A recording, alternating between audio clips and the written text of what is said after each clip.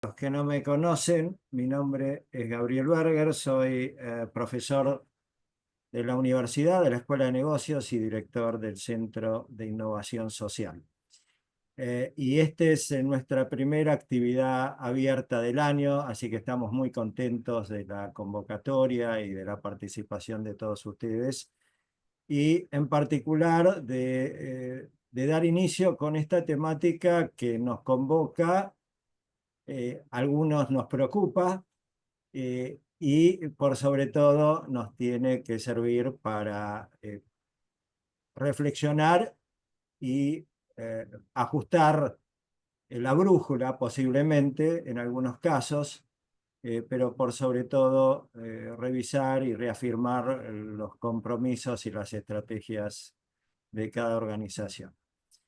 Este primer seminario abierto que hacemos en el marco del Procarce, y que, como todos ustedes saben, está convocado con el tema Agenda 2025 y nuevos desafíos de la sostenibilidad corporativa. Es un seminario que ya empezamos a realizar todos los años en este periodo, con la intención de ayudarnos a, como decía al comienzo, reflexionar acerca de las tendencias que enmarcan el trabajo en el campo de la sostenibilidad corporativa y en sentido más amplio, los desafíos de agenda que se imponen a partir de estas tendencias sobre las empresas y sus estrategias.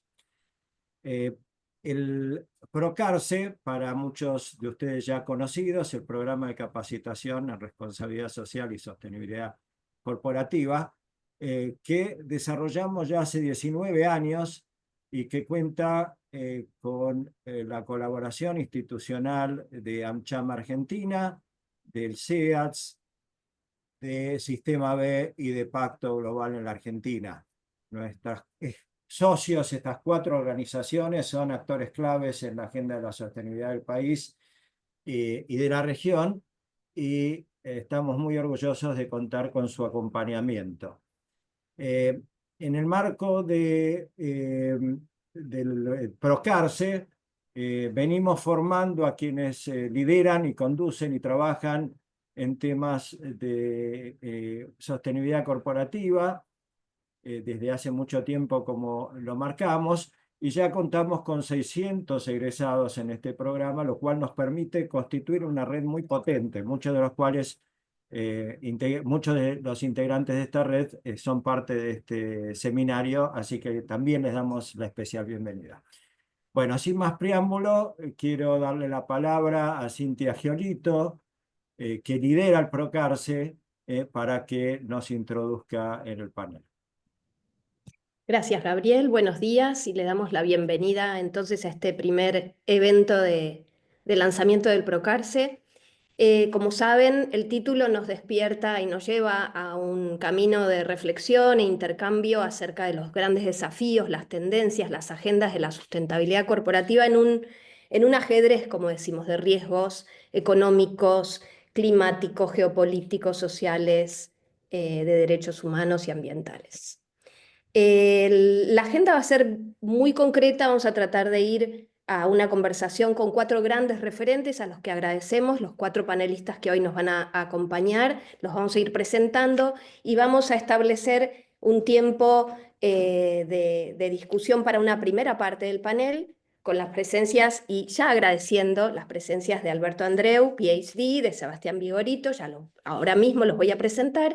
Y luego de ese desarrollo de esta primera parte del panel con perspectivas, tendencias y desafíos globales y regionales, vamos a ir a una segunda parte del panel donde vamos a poder ya ponernos en clave de la empresa, la visión de las empresas y la visión de los distintos modelos de empresas para abordar estos desafíos.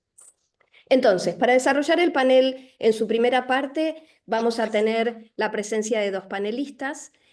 Alberto Andreu Pinillos, PhD, director ejecutivo del Máster de Sostenibilidad de la Universidad de Navarra. Muy bienvenido, es un placer contar contigo hoy. Alberto es doctor cum laude en Economía y Empresa de la Universidad Pontificia Comillas, estoy emulando tu acento maravilloso, un MBA de la IE Business School licenciado en Derecho, es actualmente Senior Advisor de Sostenibilidad de EY, de otras organizaciones y consejos de administración, y ha tenido mucho protagonismo en la transformación de distintas industrias y empresas, entre ellas Telefónica, Santander y otras. Es profesor asociado e invitado de distintas universidades y contigo vamos a estar conversando los primeros 15 minutos. Luego vamos a conversar también con Sebastián Vigorito, director ejecutivo de SEATS, uno de los aliados del PROCARSE, de nuestro programa de formación ejecutiva en estas temáticas. Sebastián es egresado de la Facultad de Ciencias Económicas de la UBA, con especialización en economía de recursos naturales y energéticos, y ha participado en los grandes mainstreams en estos temas de materia, en materia de RCI y sustentabilidad, entre ellos Vision 2050 del World Business Council. A ambos les vamos a dar 15 minutos de exposición y luego vamos a abrir algunas preguntas del auditorio que con Mariela Casanova, que nos acompaña en la organización, vamos a estar tomando nota porque van a tener el chat para preguntas por escrito para volcar algunas preguntas a nuestros primeros dos panelistas. Comenzamos con Alberto, entonces. Alberto, gracias una vez más y somos todo oídos. Nuestra primera pregunta va a ir al grano de uno de los grandes temas y es si ves una ola anti-ESG, una ola anti-ESG en algunos actores y sectores y cómo debería responder el sector corporativo a estos nuevos movimientos, incertidumbres o condiciones de contexto. Vale, pues lo primero es daros las gracias por la invitación y es un gusto volver a estar con todos vosotros, ¿no? Bueno, la pregunta es muy directa. ¿Hay una ola anti-ESG? Yo diría que ahora tenemos una ola casi anti todo, ¿eh? Y de alguna forma tendríamos que gestionarla, ¿no? Hay mucho ruido. En este momento, como decía la canción de Joaquín Sabina, hay ruido, mucho ruido, ¿no? Por dos ejemplos, me gustaría empezar con dos ejemplos que separan muchos años, pero lo cierto y verdad es que creo que reflejan bien en lo que estamos viviendo. Hace unos años, año 2007, año 2008, recuerdo que presenté la estrategia de cambio climático en una compañía grande. Y recuerdo que un consejero levanta la mano y me dice, Alberto, ¿tú eres comunista? Yo dije, pues no tengo la sensación de serlo. Y me dijo, en el año 2007, esta bandera, la del cambio climático, es la bandera que están utilizando los movimientos de extrema izquierda para liderarla. Y no queremos que la compañía lidere este debate. Entonces me dijo, un tema que te lo puedo llevar al despacho y no lo admitimos. Total, que 3 meses más tarde volví con la misma presentación, solo que tenía dos cambios. Un primer cambio era el título y un segundo cambio era los colores de los gráficos. Como veis, muy cosmético todo. Pero el título lo llamé así. En vez de llamarlo Estrategia de Cambio Climático, lo llamé Plan de Ahorro y Eficiencia Energética. Y me hice acompañar del director de operaciones y el director financiero. Total, que el mismo consejero levanta la mano y me dice, Alberto, ¿ves? Esto es lo que tenemos que hacer, ahorrar dinero. Y de aquí dos conclusiones. Lo primero, el lenguaje importa. Y lo segundo, creo que al otro hay que hablarle en el lenguaje que entiende. Esta fue una primera cosa que me resultó interesante. Años más tarde, hace unos meses, me invitan a tener unas conversaciones con miembros de un comité ejecutivo de una compañía importante y uno de los miembros del comité ejecutivo me hace esperar bastante en el Teams, casi media hora, pasan 40 minutos y se incorpora y me dice, oye, me vas a disculpar, pero yo no tengo tiempo para perder en estas tonterías de comunistas. Y yo le dije, hombre, ya que estás aquí, déjame que te haga dos preguntas. ¿A ti qué te preocupa? Me dice, mira, me preocupa mucho en este momento el coste de la energía. Estamos pagando mucho dinero por el coste de la energía. Me preocupa el estrés hídrico. No tengo agua para hacer determinadas cosas. Me preocupan mucho los accidentes y me preocupan mucho los residuos. Estos son cosas importantes. Y yo le dije, hombre, llevas 20 y tantos años gestionando cosas que en el mundo de la sostenibilidad decimos cambio climático, eficiencia energética, residuos, economía circular, accidentes, podríamos hablar de derechos humanos y, ¿por qué no, también podemos hablar de otras cosas como, por ejemplo, la valoración de tus residuos? Digo, o sea, llevas 20 años gestionando sostenibilidad y no eres comunista. Entonces el hombre se enfada un poco, pero nos empezamos a entender. Entonces, ¿qué me estoy dando cuenta hoy? Hoy tenemos un mundo muy polarizado, y que tiene actores muy relevantes, ¿vale? Tenemos un actor muy importante en los Estados Unidos, que es Donald Trump, que básicamente ha parado todo lo que tenía que ver con los aspectos de sostenibilidad, los ha parado cuando no los ha hibernado. Europa está no en la misma situación, porque Europa sí mantiene sus objetivos en materia de sostenibilidad, tanto en descarbonización como en el resto para el 2030, reducción del 55, 2040, reducción del 90, 2050, reducción del net zero, o a llegar al net zero. Pero lo cierto es que Europa hoy el Parlamento, el Consejo de Europa ha aprobado una directiva que lo llaman Stop the Clock, que básicamente lo que hacen es que pausan porque van a cambiar todo el marco regulatorio que teníamos en materia de reporte, en materia de diligencia de vida, en materia de taxonomía financiera, es decir, flujo, cambio de flujos económicos, y la última en materia de aranceles de carbono. Y esto al final responde a varias cosas. Y básicamente yo creo que las cosas a las que responde es que hoy tenemos un nuevo contexto geopolítico. Un nuevo contexto geopolítico que ha venido muy influenciado básicamente por la guerra de Rusia con Ucrania, que ha supuesto una caída enorme desde el punto de vista de la disponibilidad de las fuentes energéticas, por la guerra que tenemos también en Israel, y en última instancia eso ha generado dos grandes demandas: más fósiles en determinados sitios y sobre todo más armas. Y esto ha cambiado todo el contexto. Entonces, insisto, en un mundo polarizado con situación geopolítica que refleja, al final termina reflejando en marcos regulatorios, tanto en Estados Unidos como en Europa, es un poco la situación que tenemos. Conclusión, ¿qué hacer? Que yo creo que era una de las preguntas que nos planteabas, ¿no, Ciencia? ¿Qué hacer? A mí me parece que ahora lo que nos toca, de alguna manera, es volver a racionalizar el debate. Es decir, tenemos que encontrar un sentido ético, un sentido económico y un sentido económico a todo lo que estamos haciendo, y sobre todo intentar huir de los extremos. Entrar en los extremos es muy fácil. El péndulo antes había subido mucho y ahora el péndulo está bajando con una enorme rapidez. Conclusión, vamos a centrar el péndulo. Esta es la primera cosa.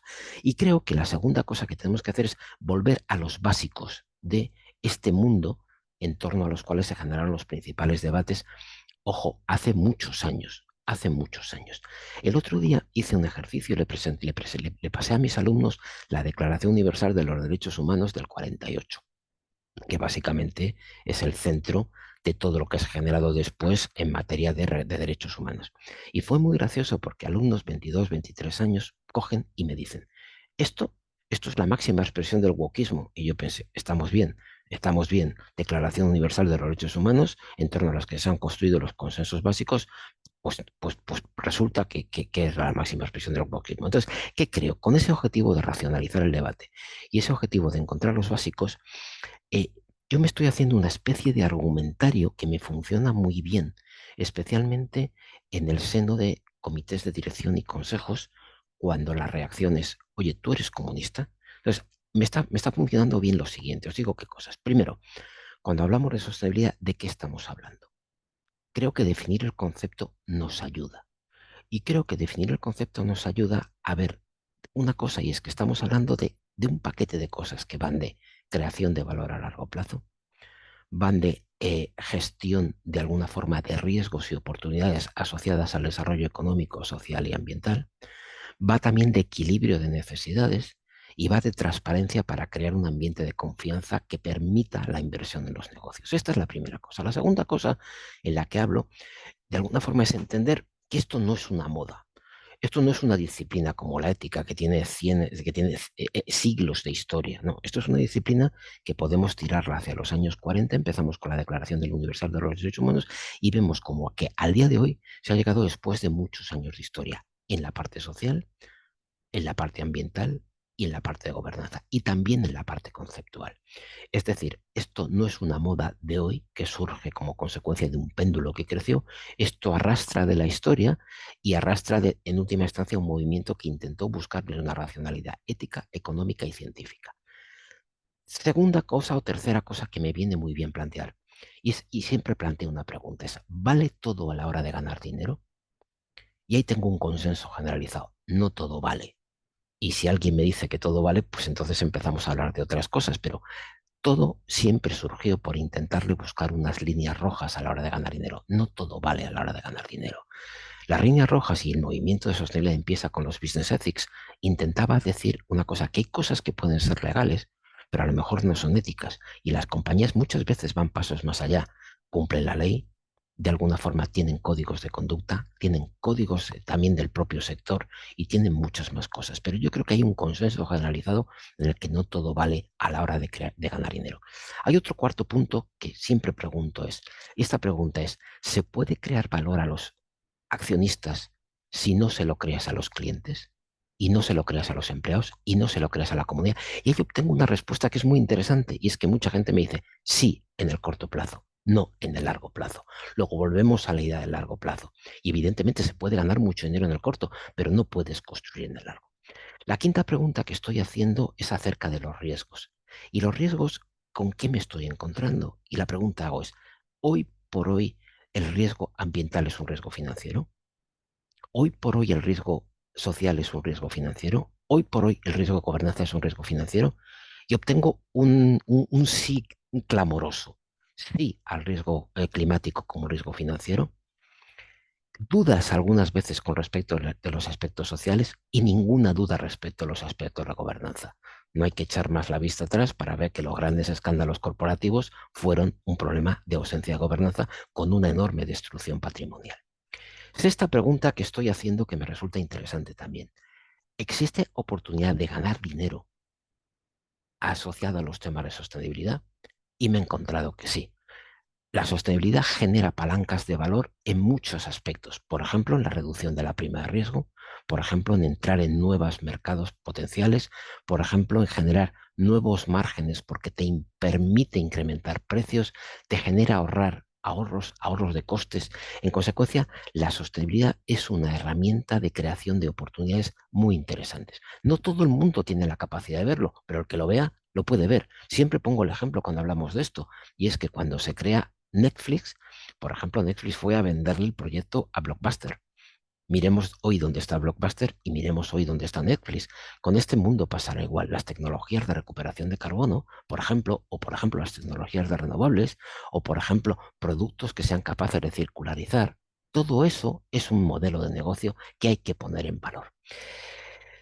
Séptima pregunta que hago, y me suele funcionar también. ¿Esto implica a una sola a una sola división de la compañía, a un solo departamento? Tiene que ser transversal. Y la respuesta que obtengo aquí siempre es mío, esto no vale con uno, tiene que ser de todo. ¿Por qué? Porque afecta a las direcciones de operaciones, afecta a las direcciones de recursos humanos, afecta a las direcciones financieras, afecta a las direcciones de control, afecta a todas las áreas de la compañía. Y esto es interesante porque en última instancia te das cuenta que esto transforma la cadena de valor de una compañía. En consecuencia transversal, ahí también obtengo mucho consenso. Luego hago otra pregunta, que es la octava pregunta, ¿y esto cuánto cuesta? Porque aquí existe otro debate de que esto cuesta menos no hacer que hacer. Y esto es un debate, un falso debate, esto es un error. No hacer cosas cuesta, según datos económicos, hasta 5 veces más que hacer. Me explico. En España hemos tenido hace unos meses una riada enorme que ha matado a 250 personas. Y ahí se ha visto muy bien que una inversión en unas infraestructuras que fuesen capaces de canalizar el agua solamente habrían costado 150 millones de euros. Los costes de aquello están evaluados, todavía no están evaluados, pero superan en algunas ocasiones han puesto hasta los 3.000 millones de euros. Es decir, hoy por hoy, Hoy por hoy lo que nos damos cuenta es que no hacer es más costoso que hacer. En términos de PIB, nos hemos dado cuenta que si no hiciéramos nada en el 2030, 2040, 2050, se puede perder hasta el 25% del PIB mundial en el 50. Posiblemente la creación no nos lleve a más del 5%, pero lo cierto verás que la destrucción va a ser muy grande. Hay gente que lo ha puesto, se cuesta 5 veces más no hacer que hacer. Y eso es un término económico. La novena pregunta que estoy haciendo tiene que ver con la exclusión y esta pregunta es la que ha generado el gran debate en torno a la ola anti-ESG. Y la pregunta era, ¿debemos de dejar de invertir o de comprar en compañías que no sigan criterios de ESG? Y esto ha sido realmente lo que ha generado la explosión. Ha habido muchos inversores que han levantado la mano diciendo, oye, presénteme usted, inversor, las mejores oportunidades de inversión porque si no estoy perdiendo dinero.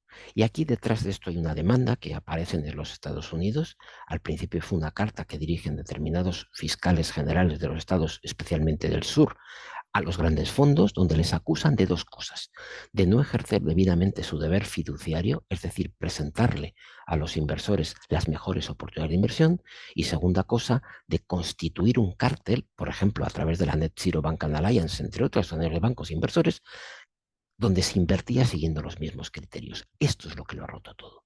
Y lo ha roto todo básicamente porque ha habido un momento temporal que lo ha roto todo, que son las guerras.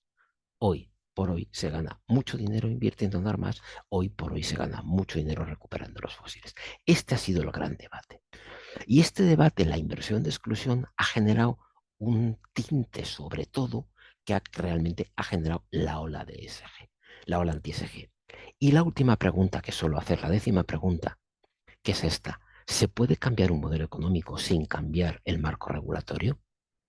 Y la respuesta es evidente: no se puede. Otra cosa es que digamos que hay más o mejor regulación, peor o mejor regulación, mucha regulación o poca regulación. Por ejemplo, este martes pasado tuvimos una conversación muy interesante con los representantes de la Unión Europea, que lo que están haciendo es parar de alguna forma la parte regulatoria con un objetivo que es simplificar.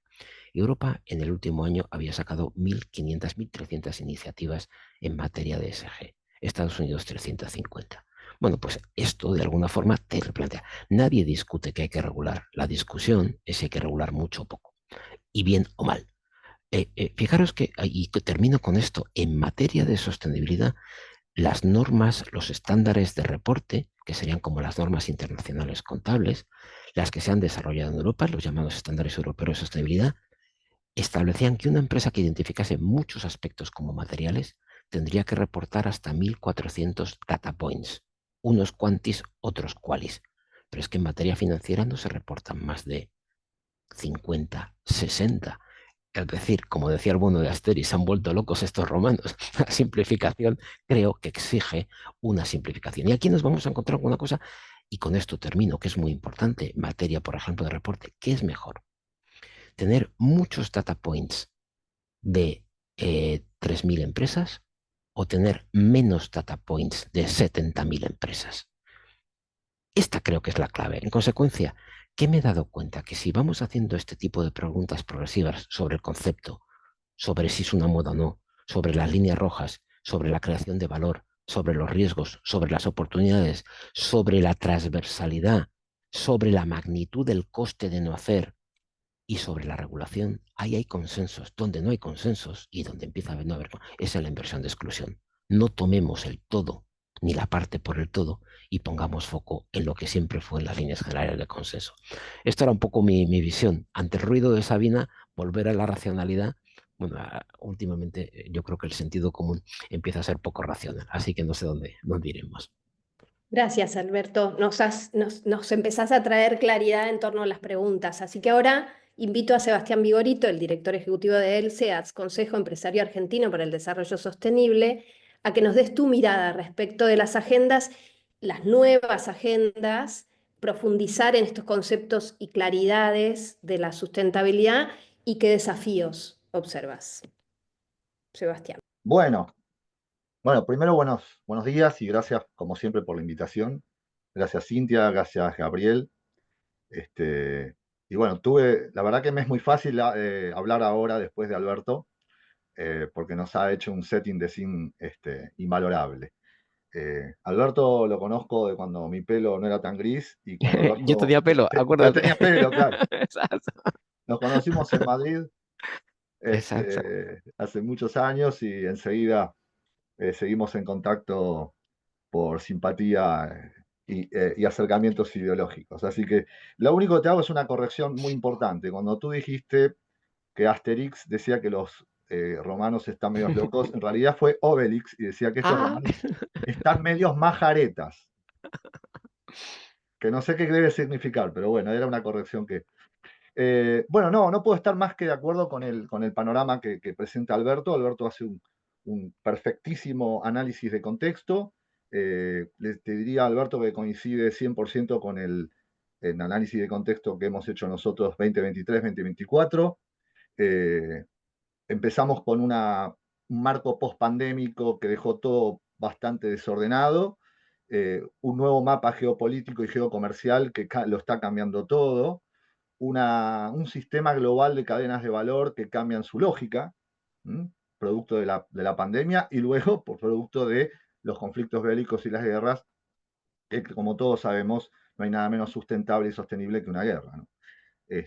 Así que bueno, si a esto le sumamos un sistema multilateral que va perdiendo fuerza en este contexto, bueno, podemos entender justamente que estas condiciones del entorno no son óptimas para una agenda que venía en velocidad crucero.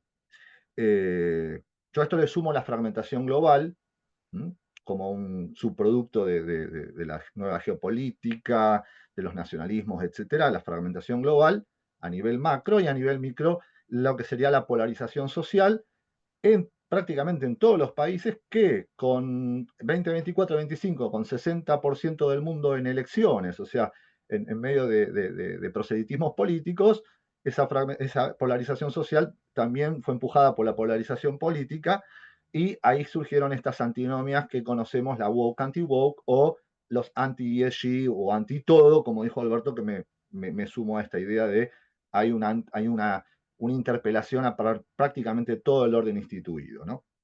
Así que me parece que estamos completamente de acuerdo.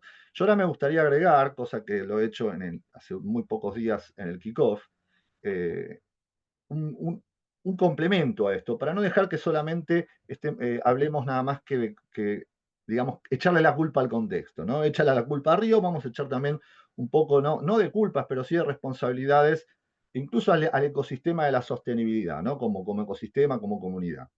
Creo que y Alberto también lo sugirió en su momento, hemos estado también en un péndulo permanente entre una sofisticación elitista de la sostenibilidad, con una agenda de nicho, hablando en una jerga inentendible, con acronismos cada vez que florecen como la yerba, y por otro lado la trivialización de la sostenibilidad.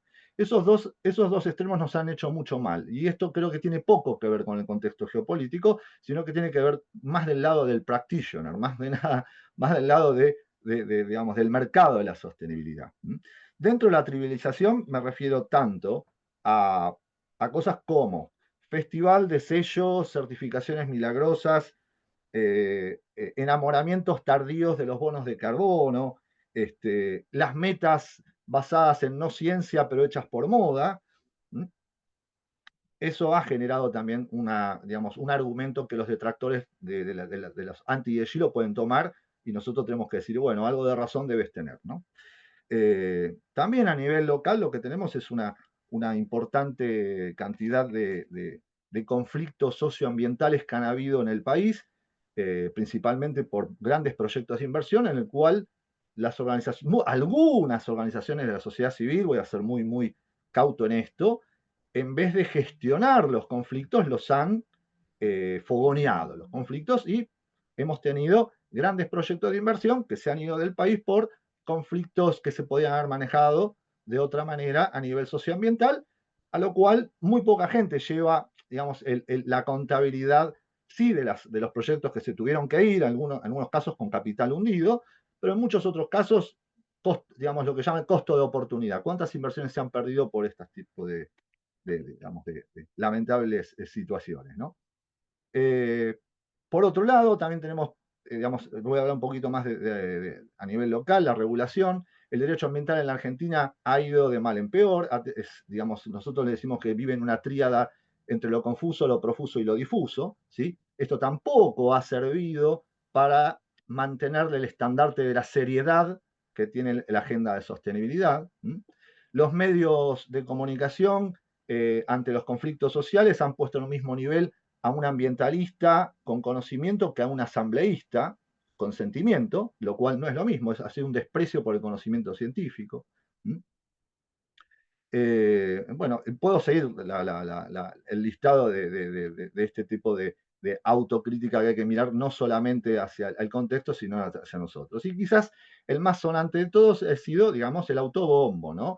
Desde comunicaciones desproporcionadas en función de lo que del contenido real, a lo que podemos llamar el color washing, digamos, greenwashing, pinkwashing, rainbow washing, etc., ¿no? Eso tampoco ayudó en nada a cuando uno plantea que la sostenibilidad es una disciplina seria, como cualquier otra disciplina, y que tiene que ver con los negocios, tiene que ver con la regulación, tiene que ver con la gestión de conflictos, tiene que ver con la gestión de riesgos y oportunidades.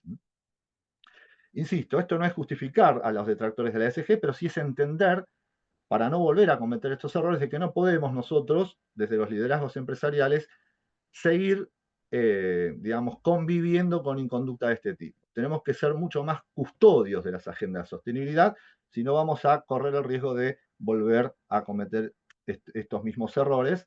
Tenemos que ser un poco más dueños de estas agendas, celarlas un poco más y evitar, digamos, estos usos que muchas veces, como digo, no son planificadamente malos, sino que han sido desvíos de a poquito que se han terminado en conductas que nada han ayudado a la reputación intachable que debiera tener la sostenibilidad. O sea que con estos errores no forzados, digamos, sumado a la indiferencia de gran parte de la comunidad que no tiene necesariamente un conocimiento sobre este tema, cuando ve que este tema, digamos, empieza a tener, digamos, algún tipo de inconsistencias, bueno, se suman a la ola de los detractores, ¿no? Eso es lo que quería un poco comentar, es que no solamente pongamos el foco no solamente en el tema de lo contextual, que si bien para mí es el principal, debe ser el 70% del driver, sino que también hay mucho de comunidad, de la sostenibilidad que tenemos que poner como punto de aprendizaje. Ahora, respecto al tema de la regulación, coincido, creo que hemos vivido, digamos, una experiencia en Europa donde muy bien lo presentó Alberto, que creo que lo que hay que pensar es cuál es la regulación efectiva y eficiente y no tanto la regulación ideal. Esto está pasando también en todos los órdenes. Si uno ve Science Based Target, ahora está haciendo una consulta pública de sus estándares corporativos, bajando un nivel enorme, no diría de ambición, pero sí bajando un nivel para llegar al nivel de la realidad. O sea, también el mundo científico, tecnológico, tuvo una capacidad de negociar. Y por último, acá por ahí, vamos a sacar la agenda sudaca, Alberto, pero realmente, digamos, yo creo, y lo he presenciado también, que en los últimos 15 años las negociaciones ambientales, los foros internacionales en Naciones Unidas, han llevado muy bien unas agendas, pero no han tenido en cuenta muchas conversaciones de los países en vías de desarrollo. Eso es, no es geopolítica, sino que es genuino. Realmente, cuando uno visita la región, sobre todo Centroamérica, Latinoamérica, se da cuenta realmente de que hay muchos temas que en el primer mundo se daban como que no eran un issue de la sostenibilidad y, digamos, en países donde tenemos indicadores de 50, 60 o más por ciento de pobreza, ese nivel de prioridad y esos silencios o esas prioridades distantes no generaron también un buen rapport.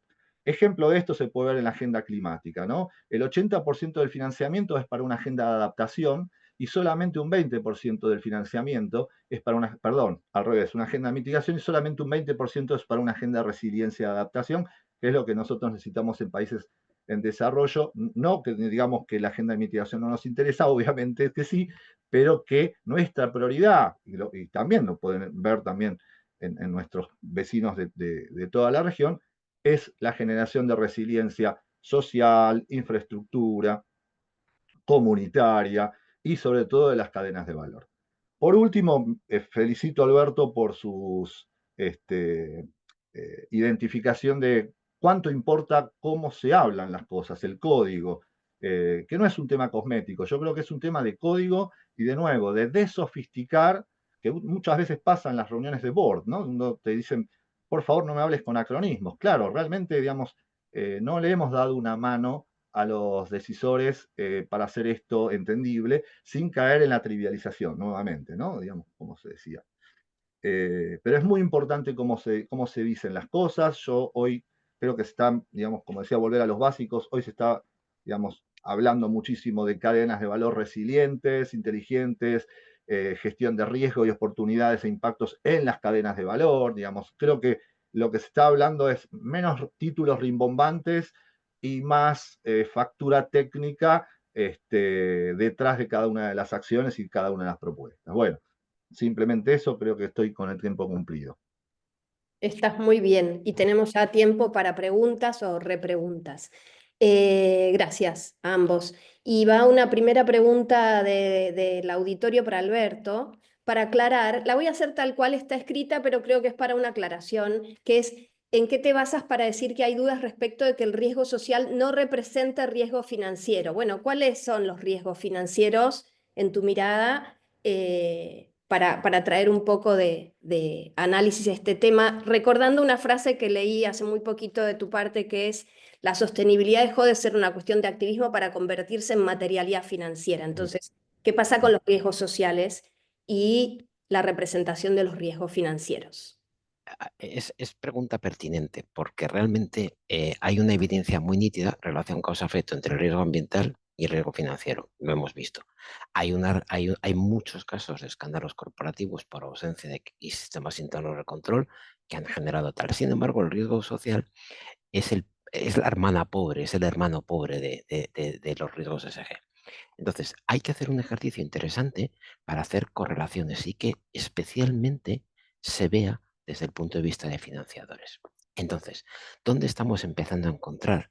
Y tenemos que tirar de ese hilo y amplificarlo y ponerlo, el riesgo social, al mismo nivel que el riesgo climático, por decirlo de alguna forma. Nos estamos dando cuenta que aunque hay enormes agujeros como consecuencia del riesgo social, en las propias compañías. Lo decía Sebastián, las cadenas de suministro, la ruptura de cadena de suministro nos lleva unos enormes. Bueno, pues eso hay que ponerlo en primer nivel de las mesas de los consejos. Por ejemplo, el absentismo también ocurre como consecuencia del riesgo social.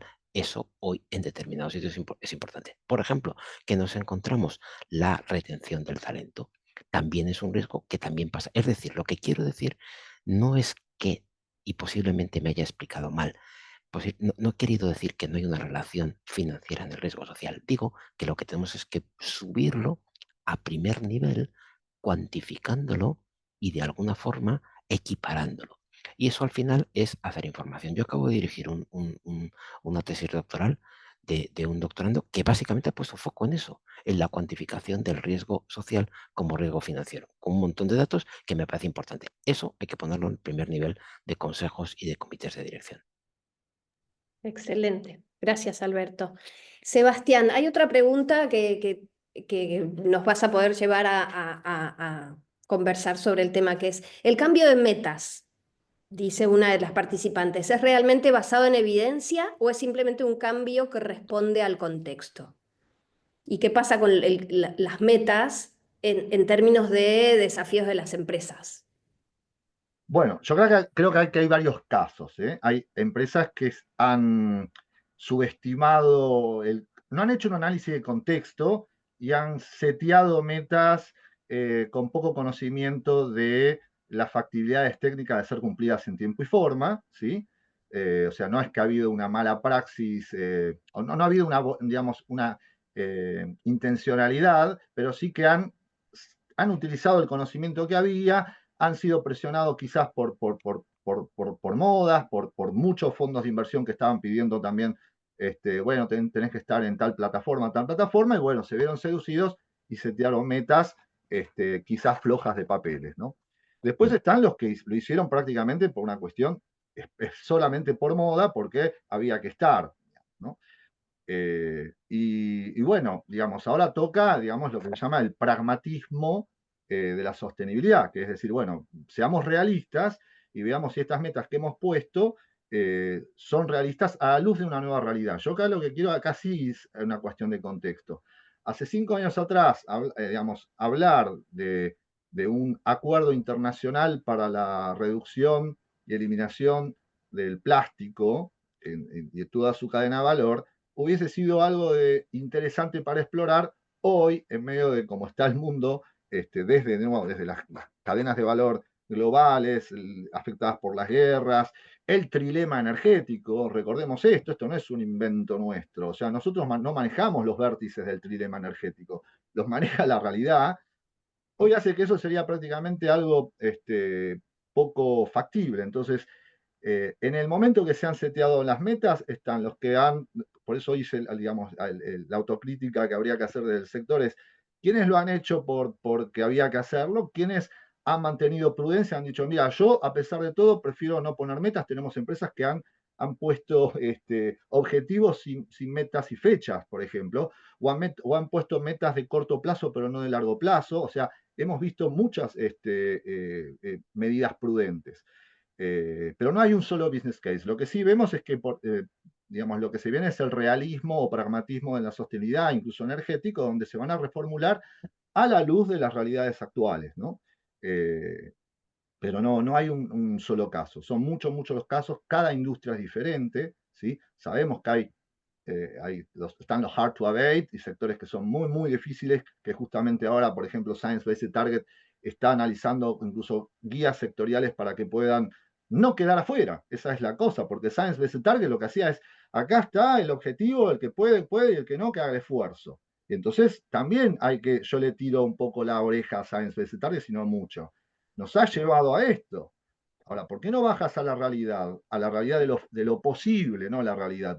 Técnicamente y científicamente todo es posible, pero la factibilidad de la decisión política, de la decisión empresarial, está más abajo. Bueno, ¿por qué no gradualizamos eso? ¿Por qué no le escalamos hacia abajo para poder achicar el primer escalón y meter más gente adentro? Porque se resuelve con gente adentro. Entonces, me parece que vamos a estar en una segunda ola, no solamente de reseteos de metas por parte de las empresas, sino que las grandes plataformas, como la que mencioné, SBTI, pero también el CDP, etcétera, van a estar reviendo esto a la luz de las nuevas realidades, como también está pasando con el tema de la regulación y el paquete Omnibus o el stop the clock, digamos, ¿no? Que también van a tener que adecuarlo a una realidad nueva. Obviamente acá hay política de por medio, promesas, nuevos colores ideológicos, etcétera, pero la realidad es que una nueva realidad merece un reanálisis de la situación. Ahora, tenemos un tiempo determinado, o sea, sabemos lo que va a pasar al 2030, 2040, 2050 en un business as usual, y bueno, hoy lo que está viendo gran parte del mundo es entrar, a ver, no sé si vieron el informe, incluso que lo presentó Macron, que es adaptando Francia a 4 grados. O sea, Francia está diciendo, no me doy por vencido en la agenda climática, pero sí tengo que tomar, digamos, conciencia de que probablemente, lo más probable, es que no lleguemos con las metas al 2030 ni al 2050, y tenemos que prepararnos justamente con resiliencia y con capacidad de respuesta en una situación de contingencia de daños. Bueno, yo creo que esto se va a empezar a ver más. Bien. Nos quedan muchas preguntas, voy a ir con una o dos más para ya dar apertura al segundo panel. Una de las preguntas es nuevamente cómo le muestro, y esta se la dejo a ambos, a los stakeholders el impacto financiero de las estrategias ESG, ¿no? Y preguntan qué indicadores no financieros hay, pero bueno, ¿cómo muestro a stakeholders el impacto financiero de la gestión, de la estrategia y la gestión ESG? Y me quedé con ganas de hacerle la pregunta sobre el acronismo ESG versus el concepto y la agenda de sostenibilidad. No sé si nos da el tiempo, pero bueno, ¿cómo negociamos? ¿Cómo mostramos? Pues déjame que tire del hilo del acronismo, porque el acronismo se ha convertido en la bestia negra del circuito, ¿no? Básicamente, como todo, el acronismo es una simplificación que además nace en un documento, creo recordar que del año 2000 de Naciones Unidas, y que lo han utilizado los inversores como bandera. Bueno, en la medida que el acronismo estaba vinculado con las inversiones que de alguna forma tenían esa idea de exclusión o de foco con criterios ESG, estaba muy vinculado al concepto de la inversión, si llamamos de exclusión. Dicho en todos los sentidos, esto es un poco lo que ha generado la ola en torno a esto. Pero aquí en este término es muy gracioso. Hablamos de ESG, hablamos de sostenibilidad, hablamos de sustentabilidad, pues lo realizan mucho en América Latina, pero en el fondo estamos hablando siempre de lo mismo: riesgos, oportunidades, creación de valor a largo plazo, equilibrio y transparencia, confianza. Es decir, lo que le metamos al guiso son siempre los mismos instrumentos, da igual que lo llamemos cocido o potaje. es lo mismo lo que estamos metiendo en términos de cocinero. Pero fíjate, yo creo que la pregunta es hacia la parte financiera. Curiosamente, ver las conexiones financieras de lo que estamos haciendo o el impacto financiero de los aspectos ambientales, sociales y de gobernanza es la parte más sencilla, es lo que se llama la materialidad financiera. Es más complejo ver lo que es la materialidad de impacto, es decir, cómo mi actividad tiene alguna repercusión, porque eso es más difícil de cuantificar. Pero, por ejemplo, eh, es fácil hoy ver que no meterías dinero, por ejemplo, en una cadena hotelera que tuviese todos sus hoteles a pie de playa en atolones, básicamente porque está subiendo el nivel del mar y se van a quedar sin hoteles en algunos sitios. Entonces, establecer esas correlaciones es fácil. Y yo lo que planteo muchas veces es que es muy fácil trabajar con las compañías aseguradoras. Por ejemplo, el estrés hídrico te dice que hay zonas que ya no tienen agua para cultivos. Eso significa que hay determinados sitios en el mundo que ya no tienen la posibilidad de contratar una póliza de seguros para garantizar sus cultivos. Bueno, hay sitios donde las pólizas sencillamente han subido de precio. Ahí aparece claramente la información. ¿Qué más podemos encontrar? Pues una pregunta sencilla. ¿Cuánto le ha costado a algunas compañías la inexistencia de controles que les llevaron a tener enormes quebrantos patrimoniales? Yo trabajé en un banco, en aquel momento en España, Banesto, después de su intervención, donde la ausencia de controles generó un agujero de 800.000 millones de pesetas, en aquel momento unos 5.000 millones de euros, solo porque no existía documentación de los créditos que se concedían ni sistemas de control interno. Es decir, yo creo que esa es una parte muy sencilla. Yo ahí, la reflexión es, trabájese con el sector asegurador, trabájese con las áreas de auditoría, especialmente auditoría interna, véanse si existen o no controles y hagan la cuantificación. Hoy por hoy hay cosas que son tremendamente fáciles de cuantificar. Y esta es una relación muy sencilla. Insisto, esto es más fácil que lo que sería la parte del impacto afuera, que siempre, de alguna forma, admite no tanto la cuantificación financiera. Bien. Gracias, Alberto, una vez más por tu presencia. Sebastián, nos quedan 3 minutos para ya darle paso al siguiente panel. Y voy entonces con una pregunta como haciendo el cierre de esta primera parte, que es, ¿cuáles son esas recomendaciones para las empresas? ¿Qué estrategias deberían implementar, ¿no? Para, voy a usar las palabras de uno de los participantes, para cerrar las brechas entre el cumplimiento y el convencimiento de las metas de sostenibilidad. Sebastián. Sí, bueno, nosotros siempre decimos que la sostenibilidad es convicción, más presión, y eso lleva a tener una visión, digamos. ¿no? La visión es ver tanto la presión, como puede ser la regulación, la presión social, a los consumidores, a los inversores, y también la convicción, que es lo que habló Alberto, es, ¿vale hacer dinero a cualquier costo? No, digamos, tienen que existir las dos cosas. Yo creo que lo que es riesgoso hoy en día es basar el rational cuando uno hace el buy-in dentro de la compañía, los CSO, ¿no? Es muy riesgoso hacer el énfasis en un solo driver. Es decir, bueno, la sostenibilidad es un gran negocio para el mercado del consumidor. ¿Por qué? Porque estas cosas son muy fluctuantes y muy cambiantes. Y además, digo por el mercado, pero como puede ser regulación. Cuando dicen, no, mira, hoy en día el driver de la sostenibilidad es la regulación, eso no es bueno. Digamos, la sostenibilidad tiene muchos drivers. Principalmente nosotros los simplificamos en tres, en lo que es mercados en el sentido amplio, acceso a finanzas, mercado de consumo, B2B, cadena de valor, los riesgos regulatorios y también lo que es los riesgos de las dinámicas sociales o la licencia social para operar. Me parece que siempre hay que encontrar en las empresas más de un driver, porque ¿qué es lo que pasa? Los demás son, y más los que tienen que ver con la política, como los regulatorios, te dejan, como se dice, colgando de la brecha. Así que una buena recomendación es, primero, conocer muy bien la industria. Segundo, entender que la sostenibilidad es prácticamente hoy es un genérico y que las empresas tienen que hacer un esfuerzo de encontrar las materiales de su propia industria, no de su propia empresa, las materiales de su propia industria. Acá les aseguro que el 60-70% de las cámaras internacionales, desde la del acero hasta la de textil, la química, etcétera, tienen sus materialidades ya definidas. Así que eso es bueno entenderlas. Y, de nuevo, evitar o buscar más de un business case, ¿no? Es decir, no es solamente una cuestión de mercado, no es solamente una cuestión regulatoria, no es solamente una cuestión de cumplir con los requerimientos de de mis clientes o socios comerciales en Europa. Es un poco más que eso. Eso es una manera de darle mayor realismo, de involucrar incluso más áreas dentro de las compañías y sacarlo, digamos, un poquito fuera de los vaivenes de la coyuntura, pues esto es una cuestión de mediano y largo plazo. Bien, una vez más, gracias Alberto, gracias Sebastián. Placer haber dado un poco de luz a todas las cuestiones de agendas y desafíos y tendencias. Vamos a presentar ahora la segunda parte de nuestro panel, agradeciendo Gracias. muchísimo a Marina Arias, directora ejecutiva de Sistema B Argentina, uno de nuestros aliados estratégicos en el Procarce también. Y damos la bienvenida también a Alicia Romero de Colucci. Alicia es miembro del directorio de Pacto Global Argentina. Vamos a presentar a ambas para luego comenzar con las preguntas. Marina es licenciada en Comunicación Social, especializada en Comunicación Institucional.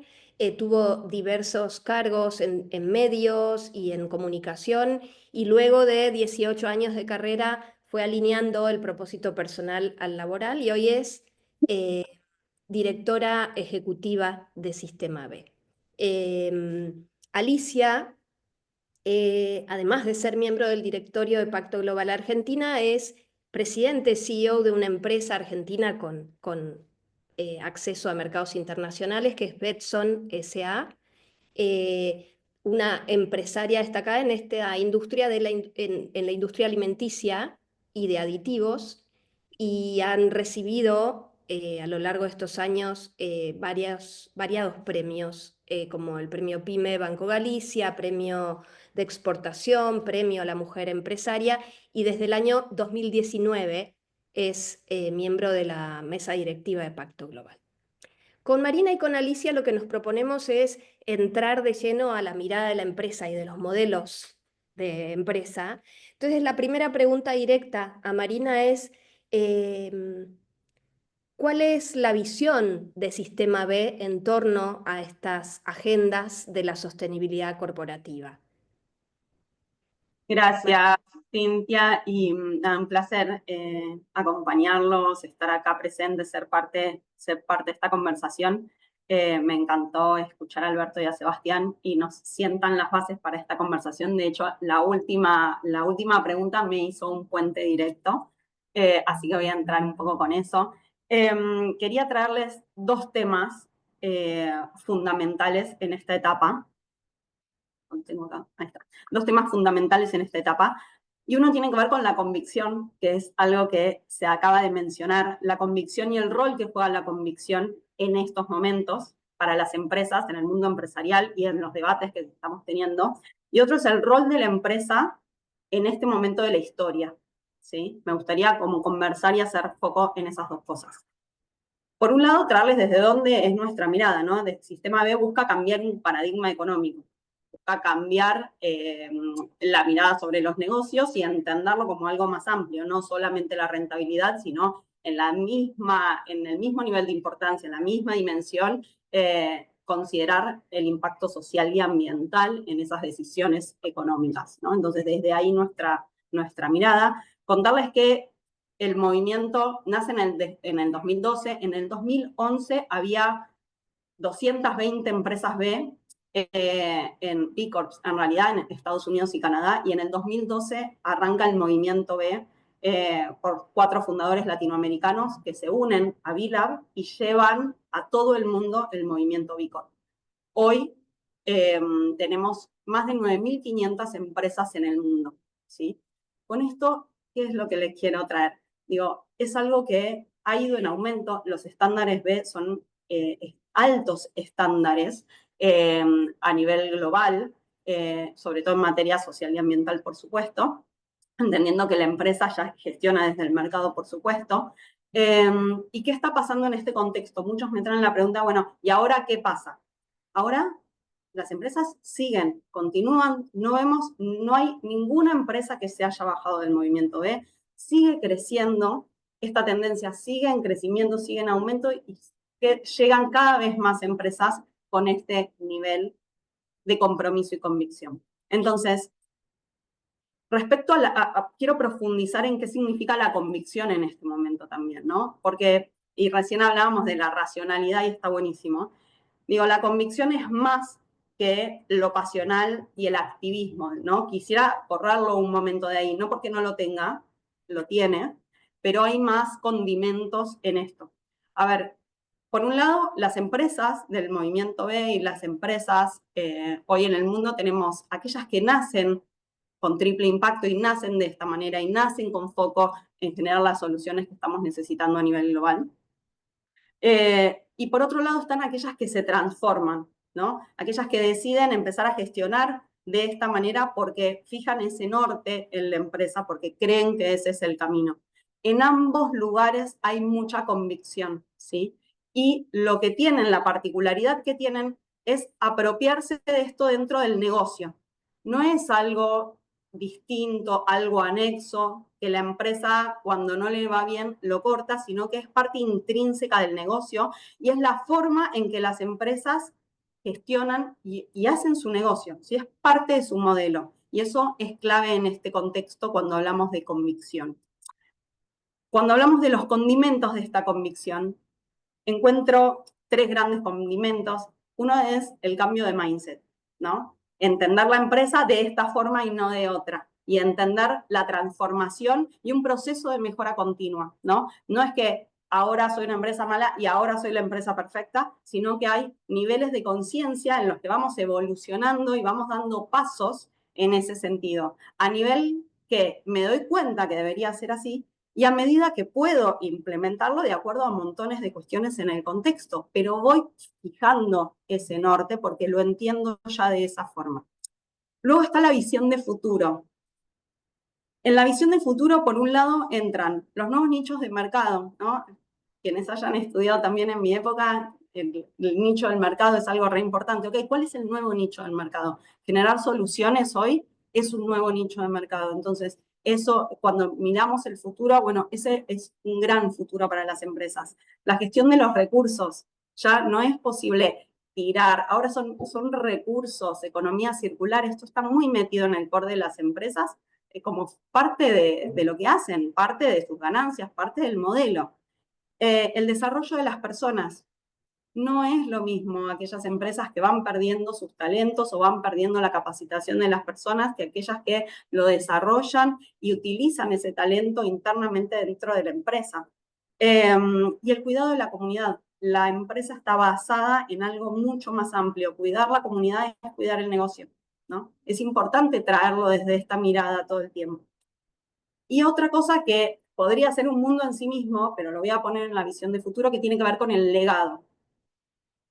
Una empresa mira hacia el futuro. El legado es súper importante. Y en la Argentina hay muchas empresas, sobre todo las medianas, grandes, que tienen historia y piensan en el legado, qué le van a dejar a sus hijos, qué le van a dejar a su familia y a todo su contexto y entorno. Y este es el camino que encuentran para seguir guiando en el futuro de esa empresa. Sobre todo también cuando hay los hijos, ¿no? Que van tomando el liderazgo de esas empresas y vienen ya con esta mentalidad, ¿no? Porque esto es una mentalidad que va cambiando en generaciones y que se va afianzando y afirmando. Entonces, ese camino empieza a ser cada vez más realidad. El tercer condimento, fuimos por mindset, visión de futuro, y el tercero es competitividad. Nuevamente, en el mundo de las empresas, la competitividad es clave. Recién se hablaba de algo y lo voy a volver a traer como foco en la competitividad de una empresa. Los talentos, la atracción del talento y la retención del talento. Trabajar en una empresa sin ningún tipo de propósito que no genera nada, no me da nada. Digo, y las nuevas generaciones cada vez más, y nosotros en particular, ¿en qué destinamos nuestro tiempo? Entonces, esto empieza a ser algo fundamental dentro de la empresa para ser una empresa competitiva. Son fundamentales los equipos, todos ustedes lo saben. La inversión de impacto. La realidad es que la inversión de impacto está creciendo en el mundo. También es real que hay una retracción de eso en algunos lugares, en algunos sectores, pero también es real que sigue creciendo. Entonces, ser una empresa de estas características es una ventaja competitiva para acceder a estos fondos de inversión.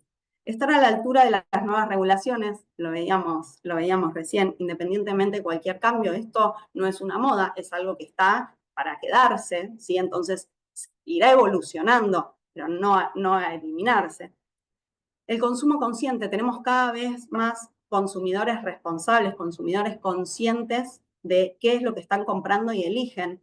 Digo, ahora hay algo muy emblemático de lo que está pasando con Tesla en Europa, ¿no? O sea, hay todo un movimiento boicoteando una empresa en particular. Bueno, hay distintas formas de verlo, pero el consumo consciente es justamente lo que viene también la elección del consumidor a medida que cada vez hay más empresas de estas características y que entonces le dan la posibilidad de elegir.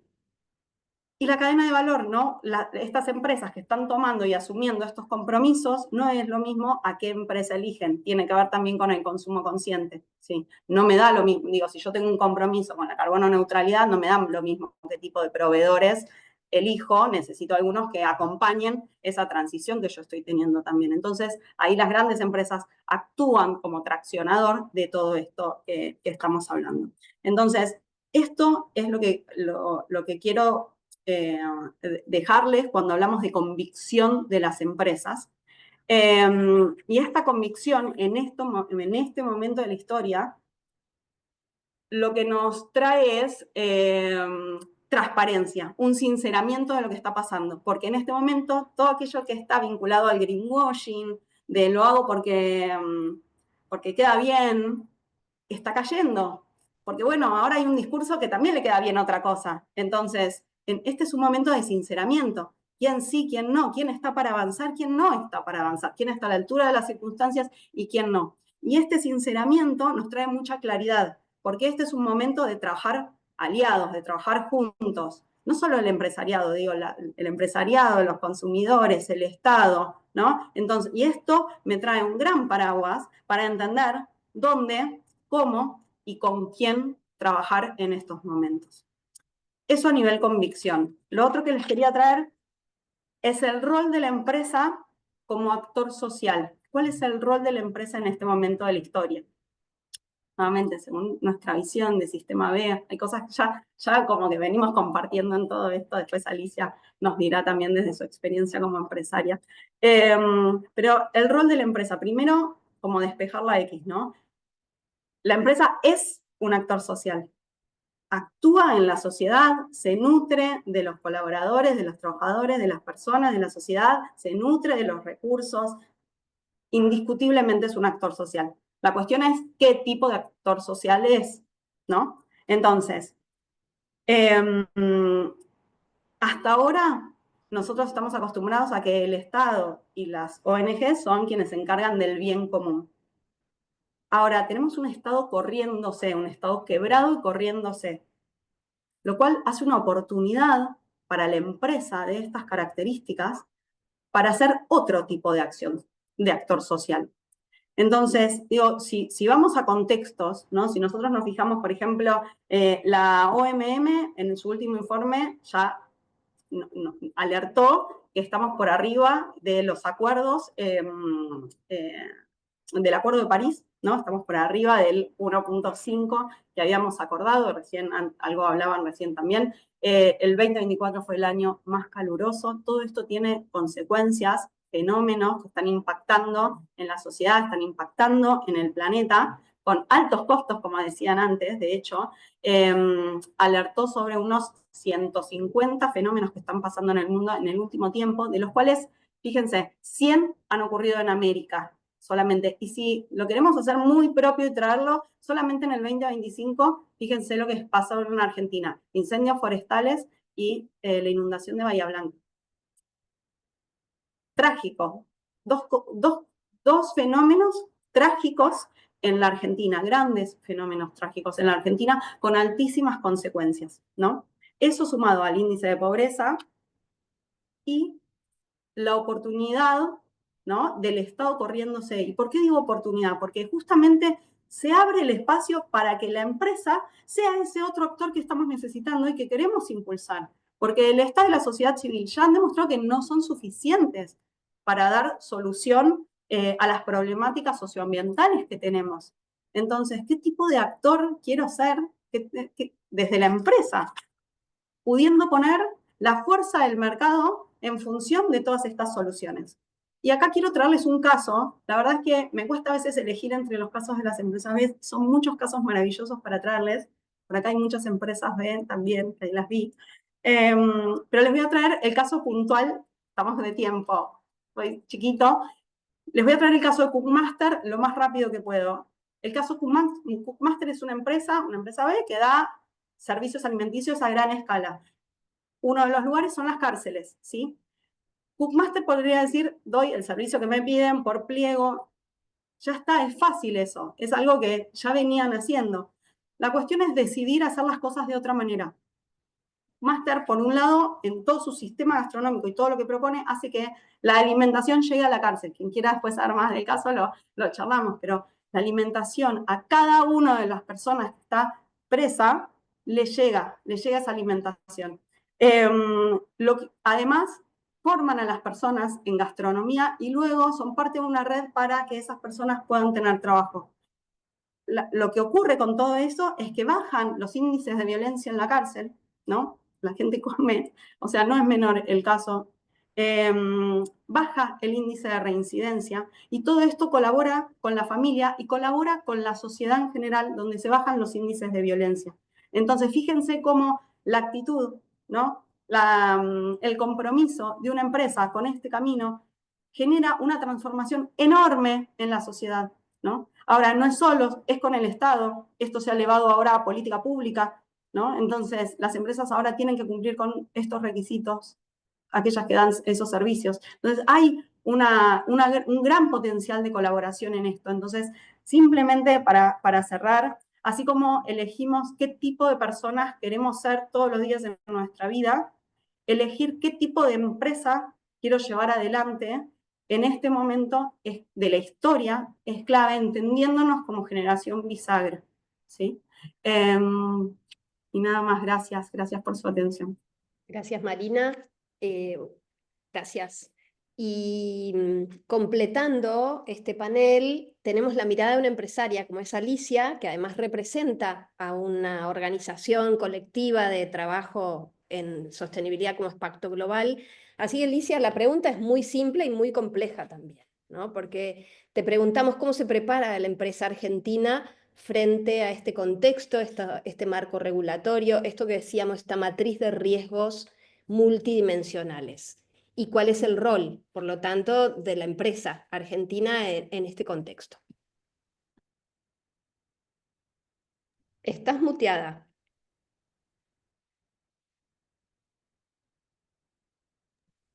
Ahí va. Bueno, ahora sí. Muchísimas gracias, bueno, por este espacio y poder contar un poco desde Betson que formamos parte del Pacto Global ya hace muchos años. Arrancamos allá por el 2009, después ya estamos dentro de la mesa directiva. Y bueno, desde Betson, que somos una empresa, como recién lo decía Marina, ¿no? Cumplimos un rol fundamental cuando estamos inmersos dentro de un sector o de un lugar donde tenemos que convivir. Entonces, tenemos que hacerlo de una manera totalmente sustentable, cuidando no solamente a la empresa en sí, sino a nuestro alrededor. Si no, no es posible convivir en un lugar como el que estamos nosotros, que somos mixtos. Acá estamos en un lugar industrial y urbano, no estamos dentro de un parque, entonces eso tiene mucho más responsabilidad todavía. Y bueno, la manera que lo hacemos es el diálogo que tenemos y la información permanente que tenemos trabajando con otros sectores de las empresas que están dentro del Pacto Global. Para nosotros es como un motor que nos va dando como un valor y nos puede hacer ver todas las tendencias y las nuevas exigencias que vienen desde afuera, porque no nos olvidemos que Betson es una empresa exportadora y el estar mirando las fronteras hacia afuera también nos hace muy importante. Entonces, trabajando con el Pacto Global, lo que nos pasa es que tenemos este intercambio con muchas empresas que están en nuestra misma situación y podemos de esa manera ir creciendo y poniéndole motor a todo esto que es las nuevas tendencias, por así llamarle. En los temas de sustentabilidad, siempre cuando compartimos nosotros dentro de lo que es nuestro rubro, lo que armamos siempre es una agenda donde tenemos un concepto que le llamamos una sola salud. ¿Por qué una sola salud? Esto es también una tendencia que está en el mercado, no es solamente de Betson, porque entendemos que la salud es una mirada en la parte animal, que es la que nosotros nos ocupamos, porque elaboramos productos para los animales.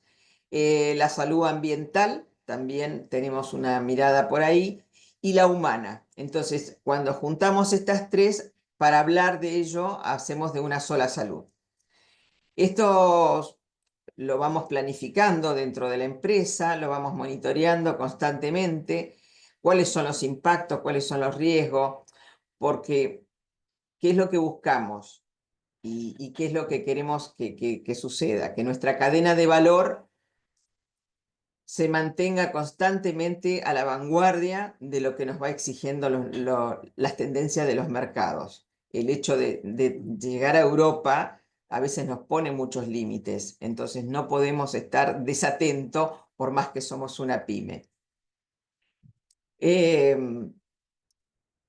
Lo que tratamos de hacer con esto de mantener la cadena de valor siendo sustentable y que todos estos aditivos que nosotros preparamos que le den como ser una mayor calidad a los productos que después llegan a la mesa de los consumidores, porque convengamos que en la cadena animal, que nosotros trabajamos mucho para avicultura, hay todo un proceso donde hoy tenemos que pensar en la crianza de los animales que están en 45 días. Sucede todo, no es solamente darles de comer, sino también darle medicaciones que sean naturales, los más naturales posibles. Entonces, ¿qué hace eso de alguna manera? Que tengamos un alimento mucho de mejor calidad cuando llega a la mesa del consumidor. Entonces, el liderazgo corporativo yo creo que es algo fundamental para que todas las empresas lo entiendan, y además esto de que tenemos como prioritario en Betson la adhesión que tenemos con los 10 principios que nos marca el pacto, y eso es una clave para poder trabajar, porque así lo entiende nuestra gente, así nos ven desde afuera. Bueno, esa es un poco la mirada que tenemos desde aquí de Betson. Bien, gracias Alicia. Tenemos muy poquito tiempo para algunas preguntas adicionales, así que a ambas, le pregunto primero a Marina, luego a Alicia, si tuvieran que elegir los tres grandes o si solo tuvieran el espacio para uno, ¿cuál es el gran tema de agenda para motorizar en la gestión de sostenibilidad de la empresa en Argentina, ¿no? De toda esa matriz de riesgos complejos, de desafíos, de regulaciones, ¿dónde ponen el primer foco? ¿Dónde ponen el primer tema material? Sea porque es de su industria, sea porque es el rol, sea porque el contexto, la regulación lo marca, o porque el modelo de negocio al que apuntan lo marca. ¿Cuál es esa gran recomendación en términos de foco, de prioridades para el profesional de sostenibilidad de la empresa? Marina. Voy yo primero.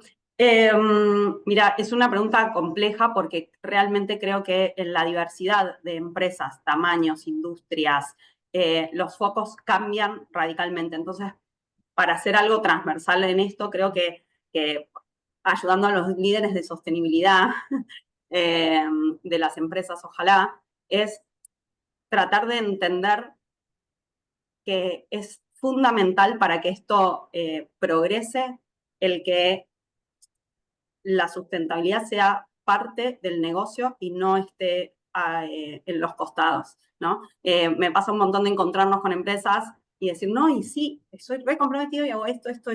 No quita, son re comprometidos. Pero eso no va a colaborar en su estrategia de sostenibilidad de futuro. Tienen que hacerlo parte del negocio. Entonces, el foco para mí está puesto ahí. Todo lo demás siento que los puede entretener sin ser parte de la solución. Bien. Alicia. Bueno, desde Betson lo que sí hacemos y tenemos como exigencia son las certificaciones. Sobre todo estamos hablando de GMP, que lo hacemos aquí dentro de lo que es Argentina, pero para afuera tuvimos que ser certificados con GMP Plus. O sea, es una certificación más exigente para poder llegar a los mercados. Esos son de las exigencias, pero como decía esto de que Betson siempre está a la vanguardia y va mirando un poco más allá, ahora ya estamos entrando en lo que es la huella de carbono. Si bien para nosotros todavía no ha sido marcado como una exigencia, Betson ya empezó a trabajar. ¿Por qué? Porque entendemos qué es lo que se viene. Y de la misma manera, también con una mirada en la huella hídrica, ¿no? Que también lo estuvimos hablando dentro de una de las reuniones en el pacto y creo que eso es muy importante. No podemos sacarle la mirada a lo que es el tema del agua, ¿no? Así que ese es un poco las miradas y las exigencias que sentimos. Gracias, Alicia. En el panel anterior nos quedamos con ganas de preguntarle a Alberto una de las preguntas que tenía que ver, bueno, ¿qué pasa con América Latina en su mirada a mercados europeos? Entonces me voy a animar a preguntarle a Alicia, ¿cómo se prepara una empresa que va a exportar a mercados europeos frente al conjunto de directivas de debida diligencia, de reporte obligatorio, de condiciones de ingreso a mercado? Muy chiquitito, poniendo luz sobre la regulación de la sostenibilidad para el negocio, para la competitividad y la viabilidad de los negocios. Así muy chiquitín, Alicia, si lo considera. A ver, los mercados europeos son como muy exigentes y de alguna manera nosotros con nuestros productos naturales podemos llegar. Lo que sí, no toda Europa, porque bueno, es esto de que llegar a los países es como muy difícil, pero con productos naturales hemos podido llegar. Entonces, teniendo las certificaciones correspondientes, no hemos encontrado problemas. Muchas gracias.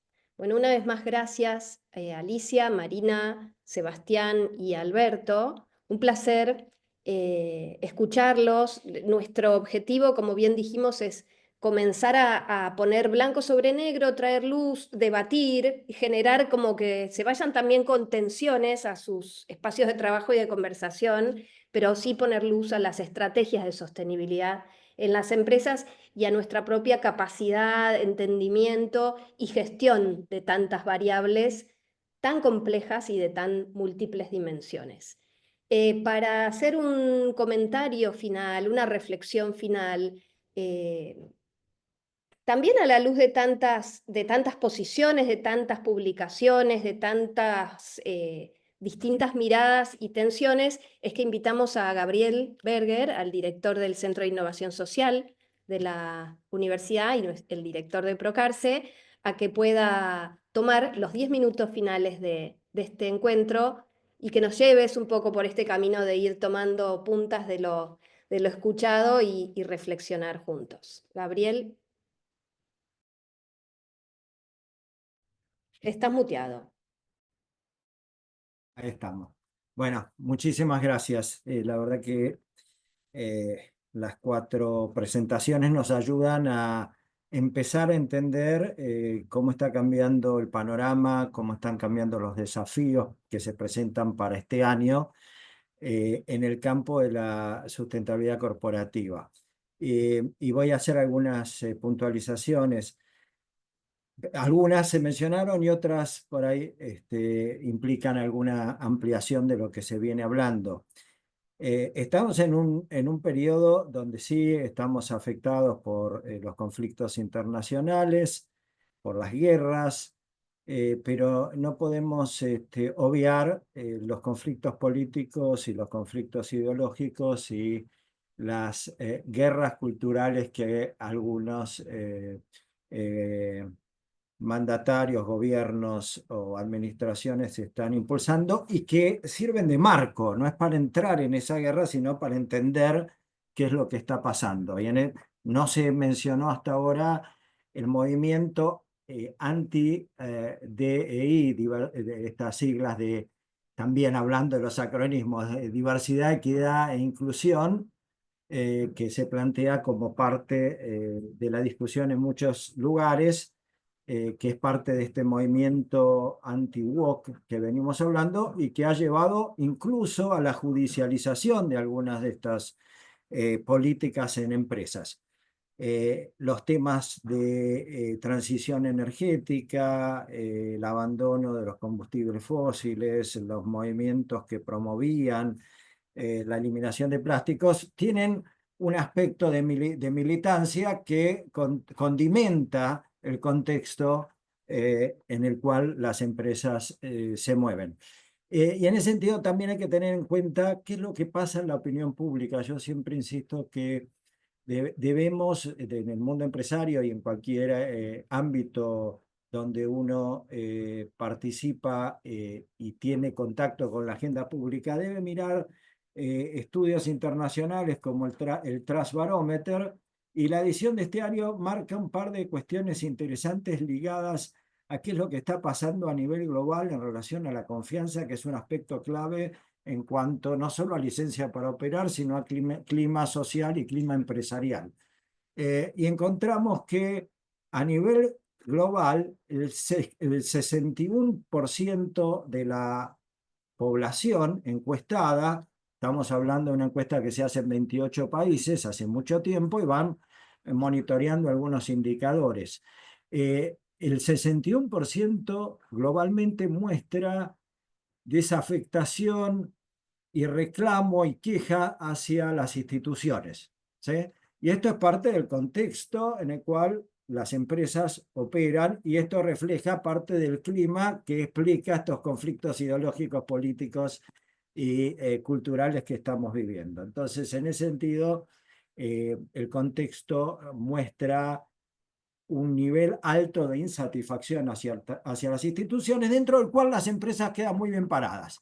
Pero dicho de esto, de que las empresas quedan bien paradas, también es cierto que aquellos que muestran un mayor grado de queja, reclamo, insatisfacción, son los que tienen más desconfianza en relación a las empresas. Conclusión, es indispensable entender esto y también incluir en la agenda corporativa la necesidad de construir confianza y de abordar estos reclamos, esta insatisfacción que abarca y aborda a un porcentaje importante de la población y que explica parte de este contexto que vivimos.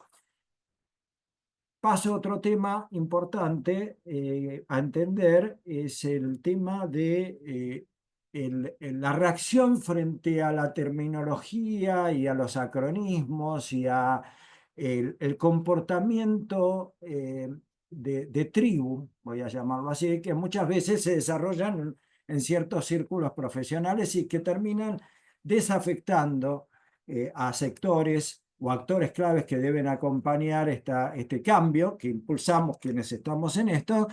Y esto se va dando con nuevos términos que aparecen todo el tiempo, ¿no? Y el de ESG, si bien apareció hace 20 años, tomó mucha fuerza en los últimos años, ¿no? O DEI, ¿no? Y cuando a uno le preguntan, bueno, ¿de qué se trata esta ensalada? Cuesta generar aliados. Bueno, el mundo trata de incorporar términos técnicos o términos culturales que terminan siendo parte de la cultura de un sector, impide generar aliados más ampliamente. Entonces acá Sebastián lo mencionó como parte de la autocrítica y Alberto también. Es una invitación primero a quienes estamos en este tema a tratar de volver a lo básico, a simplificar los conceptos centrales, a volver.